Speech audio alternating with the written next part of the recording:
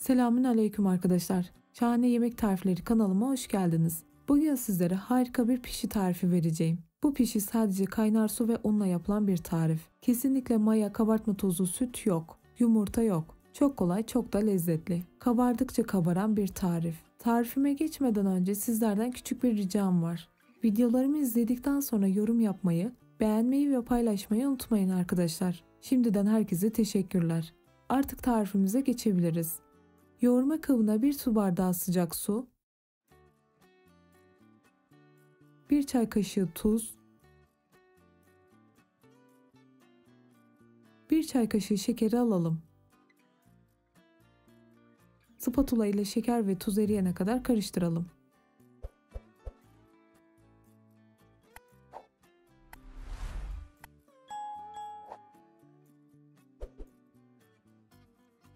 Daha sonra azar azar un ilave ederek ilk önce spatula ile daha sonra elimizde yoğuralım. Toplamda 2,5 su bardağı un kullandım. Orta sertlikte bir hamur elde edelim.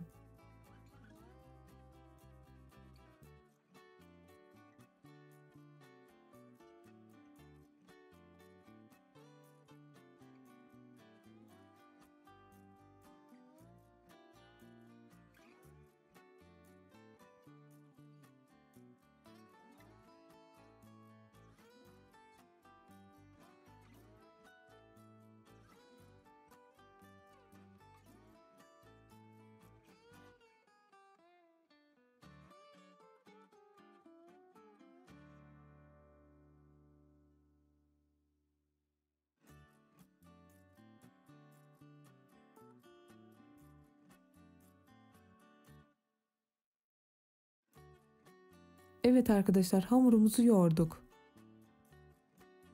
Artık pişilerimizi şekillendirebiliriz.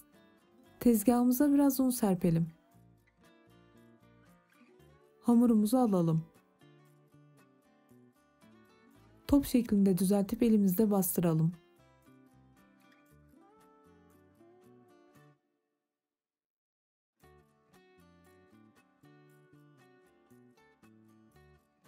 Hamurumuzu 8 eşit parçaya bölelim.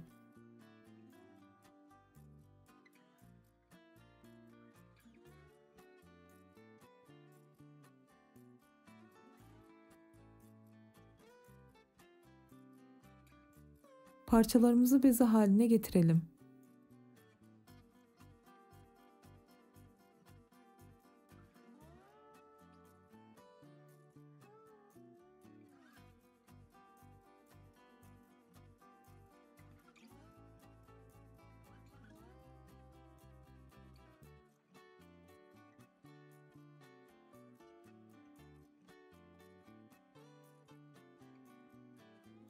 Evet arkadaşlar, bezelerimiz hazır. Tezgahımıza biraz un serpelim. Bezemizin birini alalım. Elimizde bastıralım. Oklava yardımıyla çay tabağından biraz büyük olacak şekilde açalım.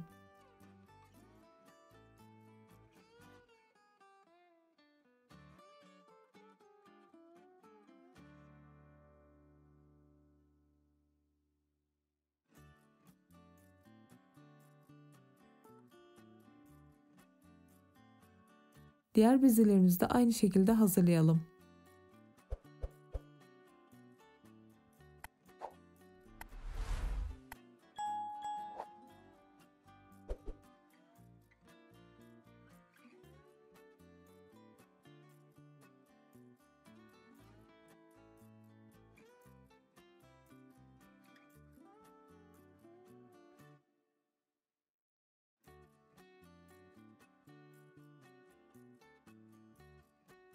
Evet arkadaşlar, pişilerimizi kızartmaya geçebiliriz.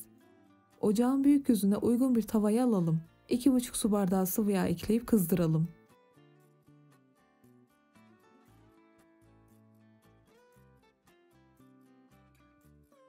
Açtığımız hamuru alalım. Tahta kaşıkla ortasına fazla bastırmadan döndürelim. Daha sonra yağından üzerine dökerek kabarmasını sağlayalım.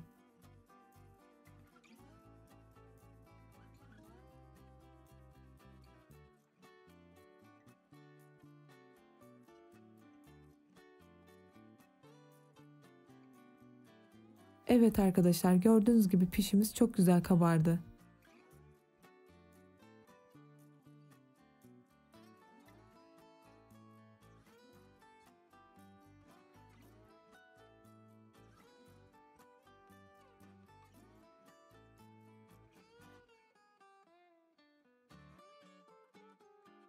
Çevirerek diğer tarafında kızarmasını sağlayalım.